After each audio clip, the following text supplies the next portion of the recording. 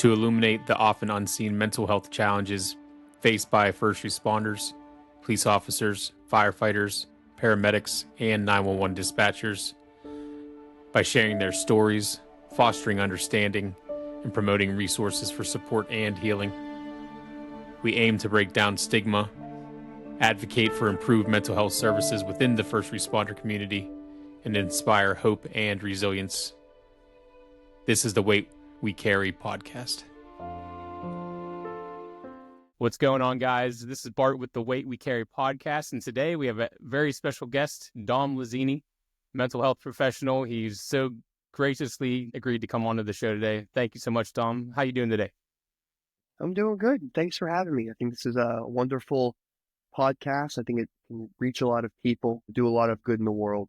I think even beyond the world of first responders too. So thanks for having me. I'm excited to be here and I'm doing well. How are you doing? Thank you. I'm excellent, man. Excellent. Let's jump right in, okay? Sounds good. Dom, can you tell us a little bit about your upbringing in South Fayette and how your family's involvement in firefighting influenced your career path?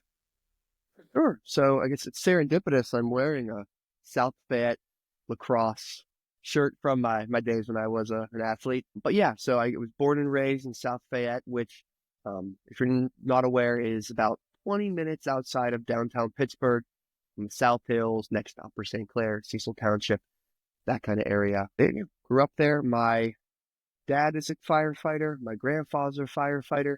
My uncle is a chief firefighter, all volunteer, as well as a bunch of other family friends. So growing up essentially in a fire hall as my second home, shaped, I think, a lot of the unconscious things about me, but also the conscious things. Right now I'm doing work, with first responders in mental health.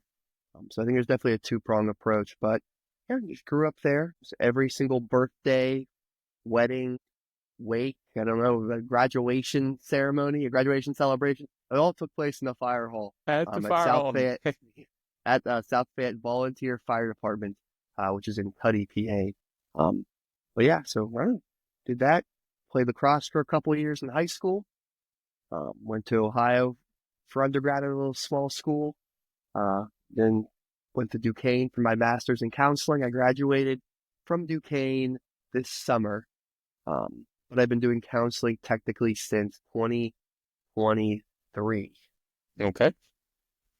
So tell me a little bit, how did your interest in both sports and the arts shape your current approach to mental health and therapy? Sure. So I think before I was a volunteer firefighter myself, which I joined in early 2021, I believe. Maybe it was 2020. One of those years. Oh, COVID's a blur, right? Oh, it is. But before I did that, I was an athlete. That was a huge part of my life. I played lacrosse at Division III level. I ended up playing a year at Duquesne as well.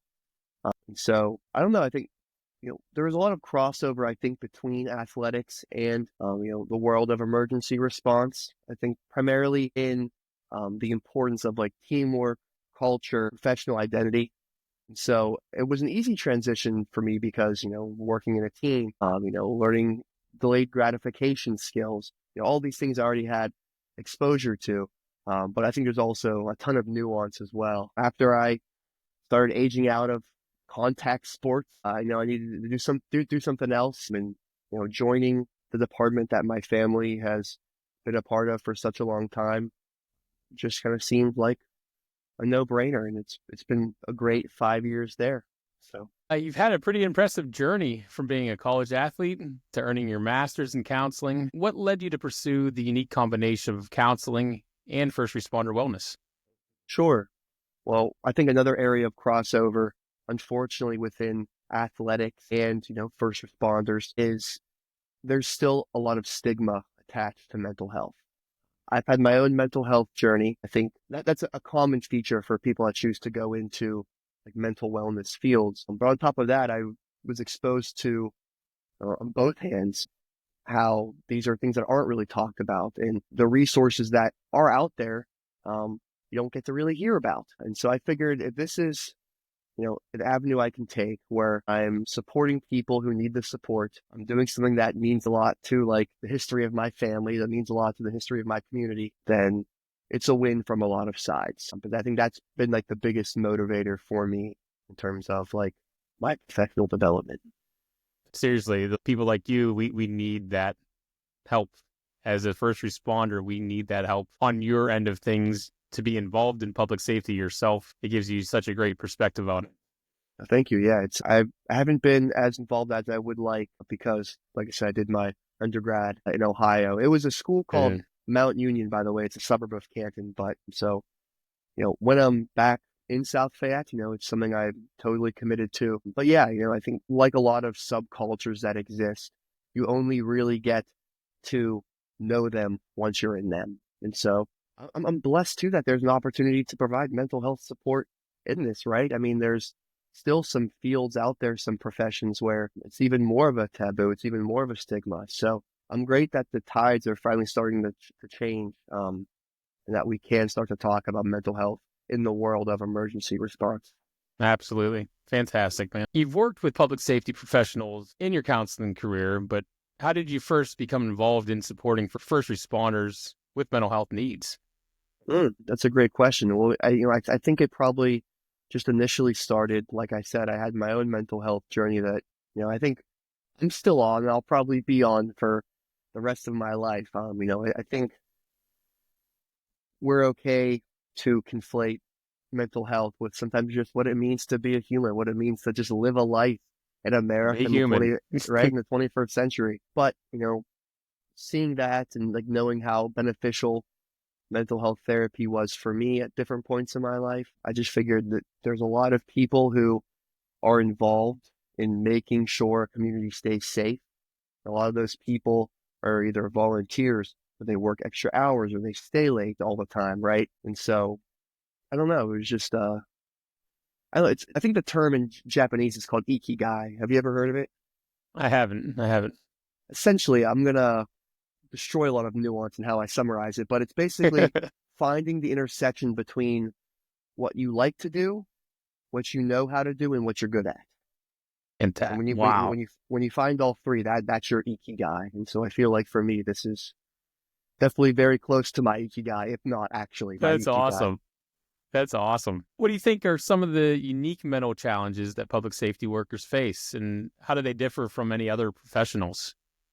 Sure. So, I mean, I have a couple statistics here of just some of the different rates. So, for instance, firefighters, the rate of depression is 36%. 47% will have suicidal ideation at some point, which is not having like a specific plan of suicide, but just thinking about suicide, thinking about death. And of those 47, 17% will attempt suicide. So, essentially, 1 in 5 firefighters will attempt suicide at some point. On top of that, with firefighting, only 9.7% of firefighters with PTSD will have solicited treatment in the last month, which means that Wow. about 90% aren't getting the help that they might need for probably a bunch of different reasons. I think these things are unfortunately very complex. But I think with EMTs and paramedics, 40% have reported problems with drugs or alcohol. So the thing about that, that's 4 in 10, which is 2 in 5. Similarly, police officers' PTSD rate is about 13% on average, according to like the New York Academy of Sciences, which Wow. so I mean these are mental health issues that are prevalent across the community. And I think as we'll get into later too, these things don't just stay in the garage or the department or the organization, right? The weight we carry, something that we take back to our homes, we take back to our families, to our friends. It's something that really start to dominate our whole life when we start to lose control of it.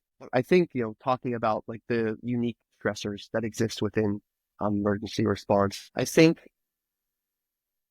having a job that exposes you to these deep levels of human suffering and crisis by itself, I think can already take a toll on our physical and mental health. When we compound that with things like long hours, skeleton crews, the normalization of like toxic workplace culture, all these things, Yeah. we're setting up an environment where people feel trapped, where people feel despair, like things aren't going to get better. And so I think that's the danger mentally in emergency response is that there's a lot of ways that these things could get compounded if they're not kept in check. What an awesome answer, man. Thank you. Yeah, Seriously. thank you. Thank you. You've also mentioned your theoretical approach mixes of humanistic, existential, and psychoanalytic theories. How do you apply these frameworks when working with first responders dealing with PTSD and trauma? Sure. So, I think an unfortunate fact of being in a scientific field is that there's a lot of big words where the definitions or what the words mean aren't as complex as the words themselves, right? And so humanistic existential sounds super intimidating. How I like to interpret that is essentially means I'm going to meet you where you're at. I'm in the business of helping you get better. And we don't have to look at this from a very behavioral X equals Y perspective. We don't want to. I'm willing to be creative. I'm willing to go outside the box, and you're more than just what your problems are. And I think what's important too to remember, even though emergency response can be such an important part of our identity, every single person involved is more than just a firefighter, more than just a dispatcher, more than just a corrections officer. There's a deeper thing to being human, and I think humanistic and existential therapy really helps to highlight that. The psychoanalytic side, also maybe if I call it psychodynamic, the words are kind of synonymous for the discussion we're having, but I find that that is also a helpful modality to use in session because it helps get at the why of something. If you are sick and you go to the doctor, they might give you medicine, but it's also important that they found out why you're sick, right? Right. Right. I find psychoanalytic therapy really helps finding the why of why we do the things we do, why we feel the way we feel, why we think the way we think. I find that's a much better spot to work towards because it stops that pattern of symptom after symptom. I tried this, it didn't work. I've tried this, it didn't work, or it did work and now it doesn't work. Getting at the core of something. I find that's just that's peeling away all those person I am. layers of the onion, basically, and just peeling it away and getting to the core. Exactly. That's a great synopsis of it. Yep. So, as we well know, PTSD is a huge topic in public safety. What are some of the early signs of PTSD that public safety workers should be aware of? Sure. Well, I think having cognitive awareness, right? PTSD is we'll call it an affliction that doesn't only affect our brain. It affects our body. It affects our spiritual health. It affects our existential health. It affects our social health. And so if you maybe aren't the most introspective person, that's totally okay. I think that trauma, especially in regards to PTSD, can often be stored physiologically, and how we might feel heat flashes come into our face when we start to get stressed, or people might sweat more, right? Have clammy hands is another common one, shaking. You don't have to be an expert in psychology to recognize your trauma. I think the big prerequisite is you just have to be in tune with yourself. That sometimes takes some training. A lot of mindfulness. Mindfulness is it's a big thing. For sure. But a great starting spot is if you recognize physical things happening within you that doctors, they can't find a sickness, or they can't find some physical reason for why you're getting upset stomachs at work, or why you're getting headaches, or it's really hard to go to sleep at night. When we start to think about these things in relation to each other, it could spell PTSD or an adjacent diagnosis. Very good. So with that, how do you approach the delicate task of breaking through the stigma that often surrounds mental health in first responders?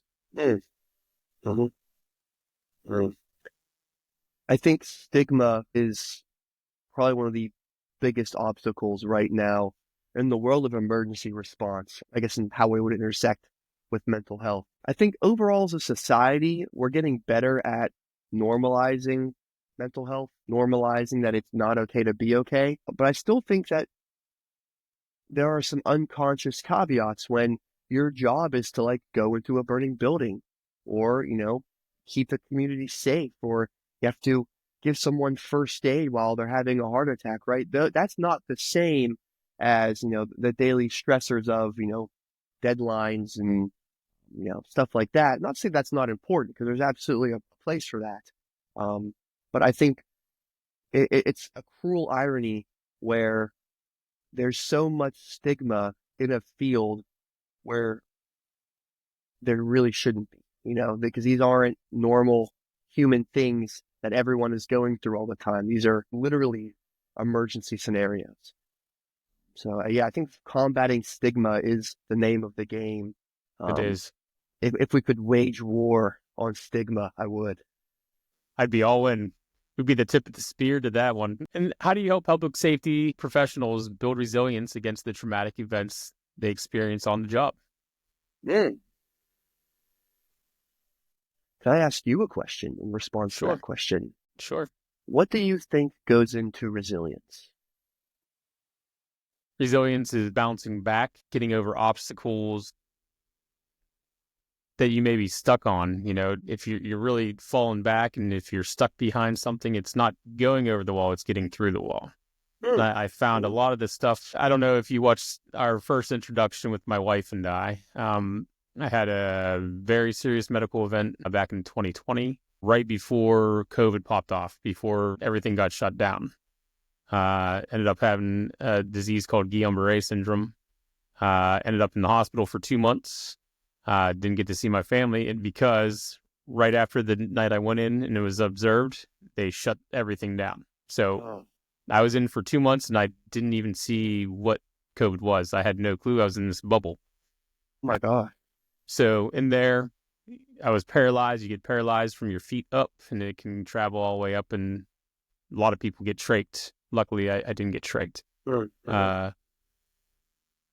But 2 weeks in, I ended up throwing a major pulmonary embolism, and it almost killed me.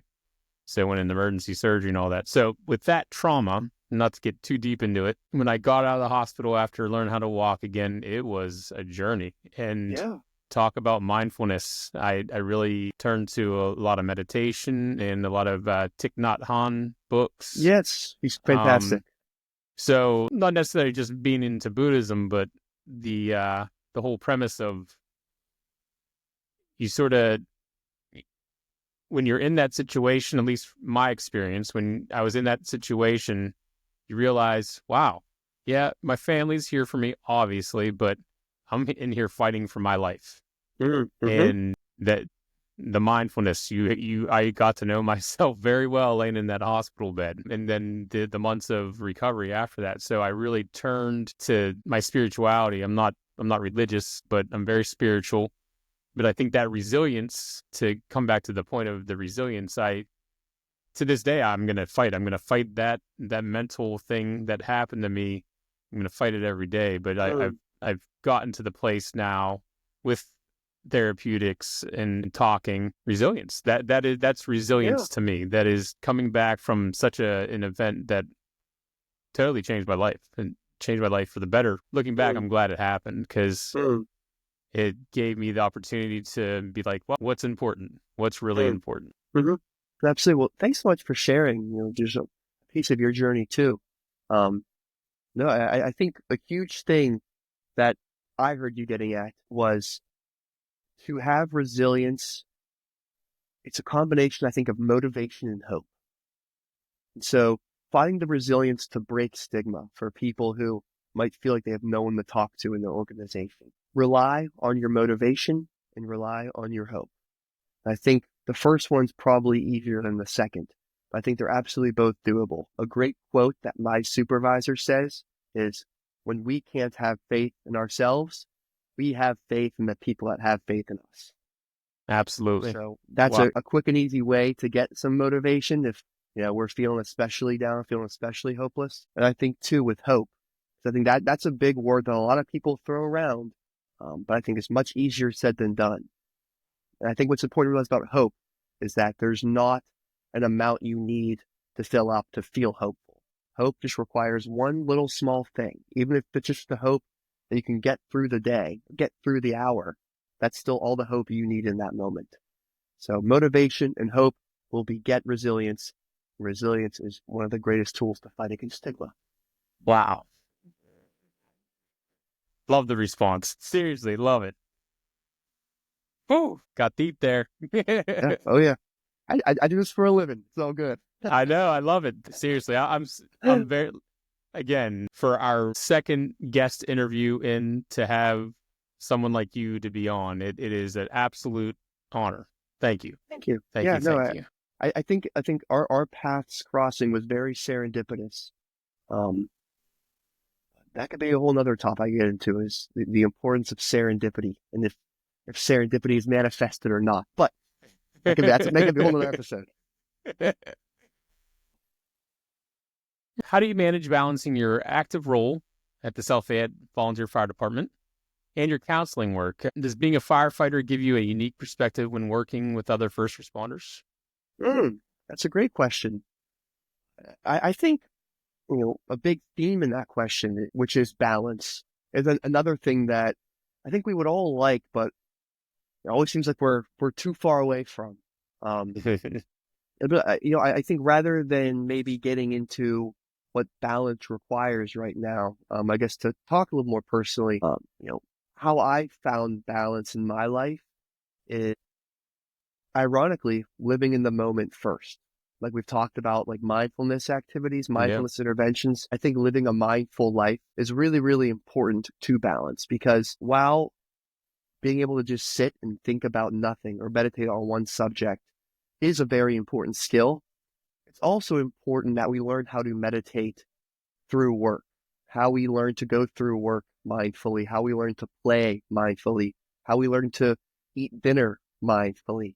Wash the dishes mindfully. Yeah, exactly. Yeah. And I think once we're able to have mindfulness be our friend, be our companion, balance becomes innately easier, because we're always attuned to what we need in that moment. Our senses towards things like burnout, towards stress, even if we don't have the resources in that moment to help those things decrease, being able to be aware in that moment is a great first step towards reorienting our lives towards balance.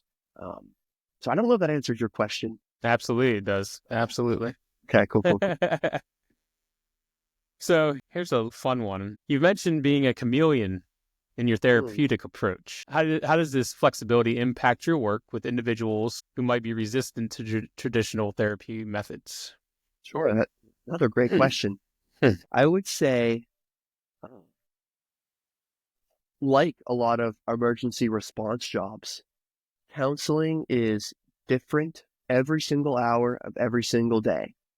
I don't have the predictive or psychic skills to know what's going to happen. So a lot of it is adjusting to things on the fly, learning how to take what I already have and transmute it into something that can be beneficial for someone else. And so I'd say, like in my practice, using this term chameleon, being able to blend in, translate things on like a kind of more personal level, I find that it's most helpful because it allows me to meet people where they're at. I think one of the things that's very intimidating about counseling, about mental health therapy, is that you're going to sit across from this stranger who you have to tell them all the deepest, darkest fears of your life. And then they're going to give you a diagnosis. And you just have to trust that, they're going to keep their confidentiality. You're going to have to trust that like what they're doing works, right? And it's a very intimidating thing on the surface of it. But if I can use who I am and what I already have within me, and meld it into a way where I can reach across and metaphorically like shake your hand, where we can learn about things we have in common, learn like how we can get along, how we can work together in this process. And I find that intimidation tends to really decrease after the first, second, third session. When you came into the room, it was it. I was like, I'm gonna talk to Dom. This is gonna be fun. Yeah, it's kind of ironic because Pardon me. Yeah, I think this is more of like a light philosophy thing as well. But you really don't have to do anything different than who you already are in order to reach people who are different than you. It's almost seems like an oxymoron or a paradox. to meet people through not having to change anything about us. But Right. as life goes, paradoxes are often the case for whatever reason. And so what changes would you like to see in the way mental health is approached within the public safety agencies? Sure. I mean, I think a huge change, or where I'd like to see change go next, is I think this two-pronged approach of we combat stigma and we increase access. And I know very, very much easier said than done, but I think where that change can be very effectively done is through leadership. So right now I'm working on a curriculum for trainings for leaders in various different emergency response professions that talks about how we can integrate mental health into our already existing organizations. We don't have to reinvent the wheel. We don't have to break everything down and start back up from scratch. How do we take the strengths that you already have, that your team already has, and how do we play to those strengths so that people feel supported, that people feel safe, that people feel like they do have some place to go to when stress, depression, trauma starts to creep its way back in. So that's something I'm actively working on right now. But I think access is key, combating stigma is key, making sure people know where they can go, how to set up appointments, that it's encouraged, and then making sure that, these things that happen, like I said, this sometimes what therapy is can get blended in with just the human experience, right? Like Yeah. who doesn't Yeah. go through life and feels like profound sadness in conjunction with like profound happiness and anger. So normalizing therapy, normalizing what things you can get out of therapy. It's not just a tool for crazy people. I think therapy can be beneficial for everybody. All this stuff, I think the two big ways we inspire change for the future. I think that was the biggest thing for me to really reach out for the help was like, I don't want to appear to be weak. I don't want people to think I'm crazy, and like you said, the human experience, especially in the public safety realm of things, we're not meant to see compounding traumas constantly or hear it. And, there really wasn't one particular incident within my career in EMS. Like you said, I think it's the compounding, and then whatever else, the outside factors that can contribute to it. I think this is my hope for our podcast here is having someone like yourself on here. It can really, because you have that fantastic perspective because of your professional career and your firefighting, to be able to be more approachable maybe to first responders or just normal people outside of the public safety realm also. But I think I hope, my hope is for people to come in and watch this episode and be like, it's pretty normal. It's pretty normal for people to talk to other people about their problems. You know what I mean? You're absolutely right. I think like to go back on like another paradox, right? Like how often as first responders, are we pressured into being brave about things?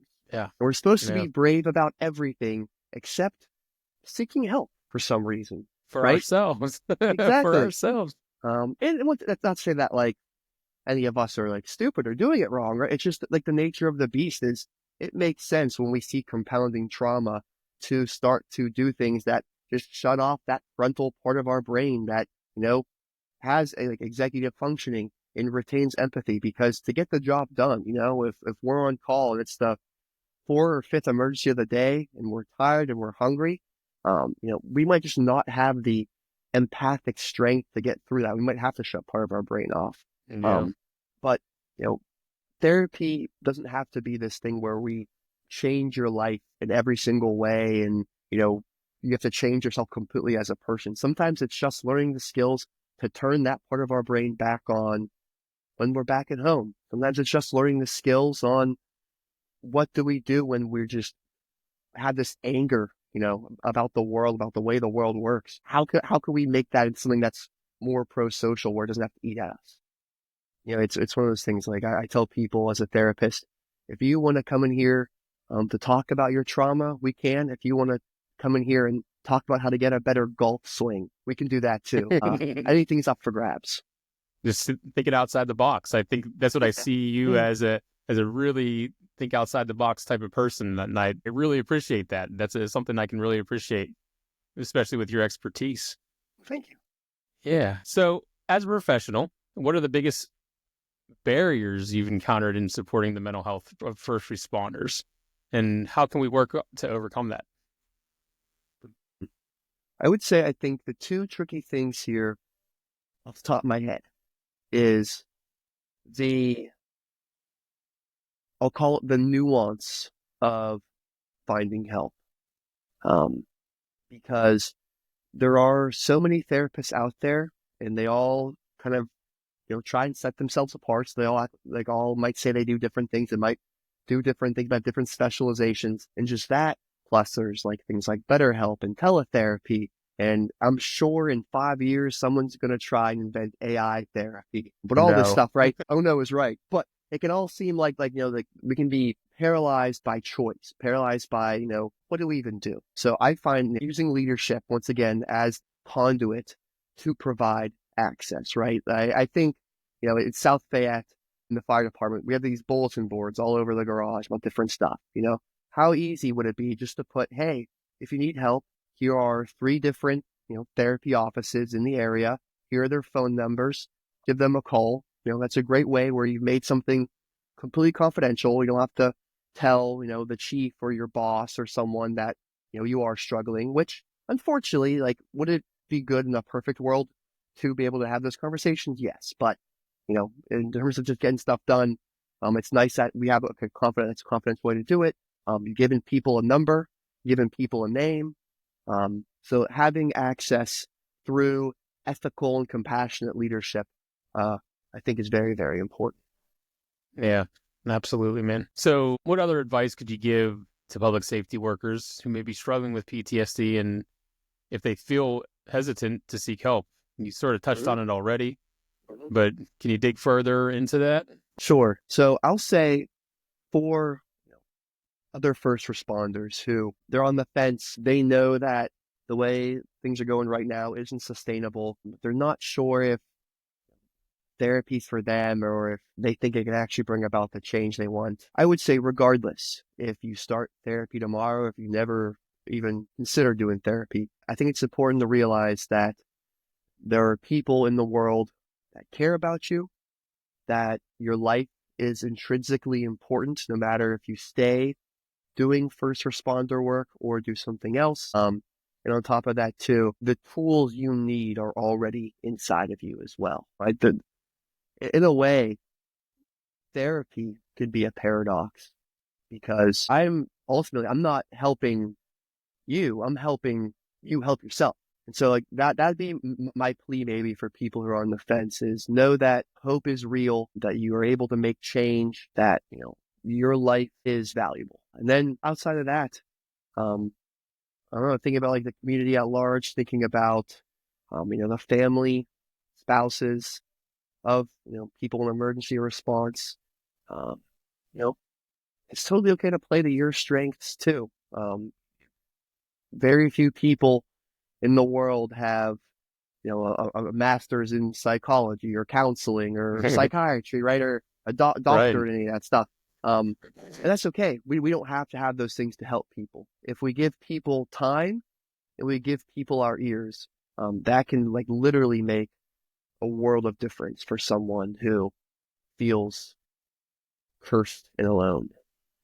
What is So it, like just, 5 to 8 minutes of your time a day just to have a conversation? And that can change a lot in that 5 to 8 minutes. yeah, there was even, I just completed a training on, it was on like suicide prevention and suicide awareness. And I don't want to get the statistic totally wrong, but it was something very similar where it was like if someone is feeling a lot of suicide ideation, if you can buy 5 minutes of time, that can like literally be the difference between life and death. Yeah. So yeah, it's Lending an ear. yeah, Lending an ear. exactly. How does the psychological first aid help first responders in the immediate aftermath of a traumatic incident? And why is it important for their overall mental health journey? So I do have a certification in psychological first aid. It's through the National Child Traumatic Stress Network, or the NCTSN. And if it's something that any emergency responder would like to get training in, it's totally free. It's all online, but I think it's very beneficial because both as a first responder and also as a therapist, I now have a tool in my toolbox where I have a protocol when tragedy strikes someone in the community. I guess what I'm thinking about is we can oftentimes see or be exposed to people suffering, and we would like to know how to help, but we're scared of doing the wrong thing. We're scared of making it worse. We're scared of maybe how their stress will rub off on us. Having this certificate in psychological first aid gives a really, really great framework for how to approach those scenarios in a way where our wellness is still intact and we're doing like evidence-based interventions that will actively help the people that, have just maybe lost a house or lost a loved one, or, or just in like extreme distress. So I find it's been a great tool on, once again, like decreasing the stigma, leveling the playing field. Yeah, it's just it's a good skill to have in your back pocket. It makes you a huge asset to the first responder community, man. Seriously. Well, finally, for first responders listening to this, what is one piece of advice of encouragement you'd like to leave them with on their journey to mental wellness? One piece of advice. I would say through my 2 years of, going through counseling, like learning how to be a counselor, learning how to be a human while also being a counselor, learning how to be myself while also being a human, while also being a counselor. I think a big word that has changed my life is accountability. Knowing when we should be accountable, knowing when we shouldn't be accountable, knowing when we have to be accountable, when we don't have to be accountable, and knowing the importance too of being accountable to ourselves. I know with so many people in emergency response, the name of the game is doing acts, compassion, being selfless. And that's the reason why the work that we do matters. That's why it makes our communities better. But at the same point too, we're absolutely allowed to be a friend to ourselves. We're allowed to take time away from helping the community to help ourselves. If we help ourselves, we actually are helping the community because we live in communities, right? Yeah, it is. And so, placing personal wellness, giving ourselves the appropriate amount of accountability to start to seek help, towards to start to make changes in our life, to also be accountable for letting ourselves have rest and giving ourselves grace and forgiveness. Yeah. Orienting a life towards healthy accountability is a huge skill that I think can affect multiple different domains of wellness in our lives. I think we're going to leave with that, Dom. Okay. I'm serious. That was, I think your perspective on it and your professionalism. And, I can really appreciate that, for someone that has the mental health issues that I do. And we all do. We all have something. It's a really nice perspective to hear it from a professional that there is help out there for us crazy first responders. Yeah, no, I mean, you're right. There's actually, there's a ton of resources. There's ones for everyone, right? There's a national suicide hotline of 988. I think every county has suicide hotlines. But on top of that too, if you just do a simple Google search, firefighter, mental health resources, police officer, mental health resources, therapists for EMTs, you'll be amazed about what exists in the community. And especially because now of things like telehealth, where you can talk to a therapist over the phone, even nationwide now, there's more resources than ever, to help just bring support. It's not always a matter of, even like I said, being mentally ill, having to like suffer a lot. Sometimes we just need a little bit of support. That's it. But yeah, there's a ton of resources out there. All right, man. Well, Dom, again, my wife and I wish she was here to be here with the interview, but we are absolutely honored that you reached out to us and to want to be on the podcast. It's going to be a journey, man. I think this is for someone to come and have a space to speak to other people and to get it out there in the world, to share their story, I think is a super important thing. I think that's something that a lot of people they've been thinking about doing, but they just haven't done it. And like I said, we were like, we're doing a podcast. Yeah. Because I think the need is there for people like you, that you can give us resources to, even like you said, just Google search it. But there are professionals like yourself out there that can help us first responders and help the helpers, Yeah. and I think it's a very important thing. And that's our mission. It's our mission in their story. And we really appreciate you again, man. Thanks for having me. I'm blessed to get to know you a little bit, to spend some time with you, to talk to you. On top of that, being able to share this with the world is a great bonus. So yeah, Heck yeah. thanks for your willingness to talk, and thanks for having me on. Dom, thank you again, sir. I appreciate you. Guys, again, if you're looking for that help, definitely reach out to hopefully loved ones. Hopefully you have that. Again, Google search it. What's the number for here for the first responders, or just any mental health help? Yeah, sure. So 988 is the national, but on top of that, responderstrong.org. I think their strength in finding resources is that they have a super wide umbrella, everything from firefighting to state patrol, to coroners, to healthcare workers, and they do everything from self-assessments to trainings to finding therapists in the area. Responderstrong.org, I think, is a really helpful resource if you want to do some research after listening to this on trying to find more resources. Dom, again, thank you very much, sir. Yep. You have a good rest of the day, and we really appreciate you. Yeah, me too. Thanks so much.